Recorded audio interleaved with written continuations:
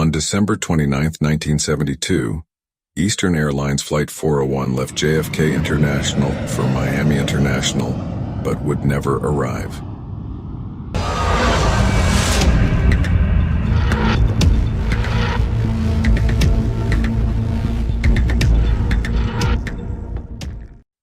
The L-1011 TriStar was an American medium to long-range wide-body trijet airliner built by the Lockheed Corporation. It was the third wide-body airliner to enter commercial operations after the Boeing 747 and the McDonnell Douglas DC-10.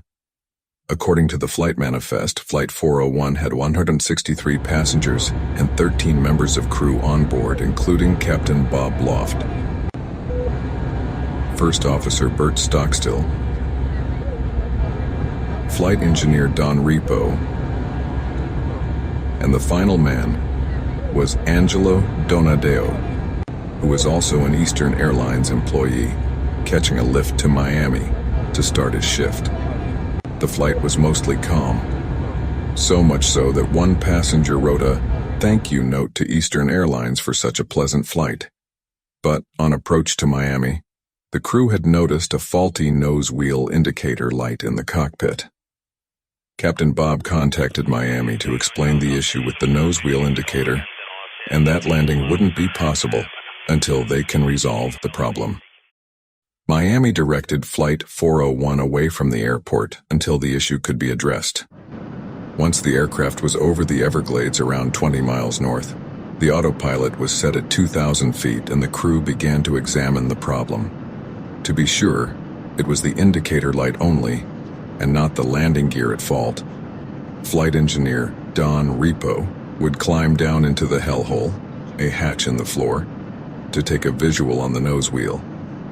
With all the commotion, Captain Bob Loft had not realized that the autopilot had disconnected, causing the aircraft to descend and crash into the Everglades. 101 people died, making Eastern Airlines Flight 401 one of South Florida's deadliest airline disasters.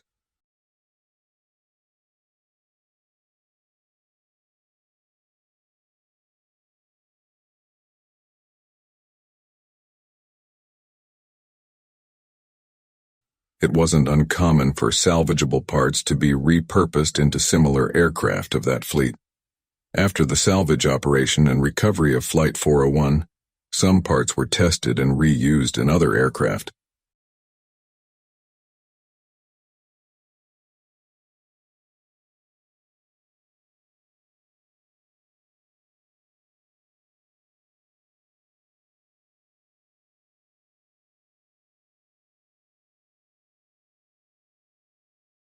The vice president of Eastern Airlines boarded a flight from New York and chatted with a pilot who he assumed was deadheading, a term used for when airline employees hitch a lift when traveling from airport to airport. Later, he recognized that the pilot he'd been speaking to was, in fact, Captain Bob Loft from Flight 401. On another occasion, a captain was asked to check on a passenger in first class, who was in a pilot's uniform after the head count showed that they had an extra passenger. The senior flight attendant said he was dazed and unresponsive when spoken to, and was not on the passenger list. The captain recognized him as being Bob Loft yet again. Flight engineer Don Repo is also said to have appeared on board flights and likes to help out. On one flight, a flight attendant is said to have seen Don's face on the oven door. She called two of her fellow crew members in to witness what she had seen. Don reportedly then said, "Watch out for fire in this plane." On the returning flight, an engine failed and had to be shut down before it caught fire. On returning to the galley, another flight attendant saw an engineer downstairs in the kitchen area fixing the oven. She asked a different flight engineer later about the oven, and he said he hadn't fixed it, and it didn't need to be fixed. She later picked from some photos that Don was the engineer she had seen. On another flight, a crew was in the cockpit of an aircraft when they were said to have seen Don sitting with them. He warned them of a faulty electrical circuit which was then found and replaced. There were also reports of Bob having been seen doing his pre-flight checks of the aircraft and telling the ground staff he'd already completed them. The pilot was unnerved by what had happened and canceled the flight.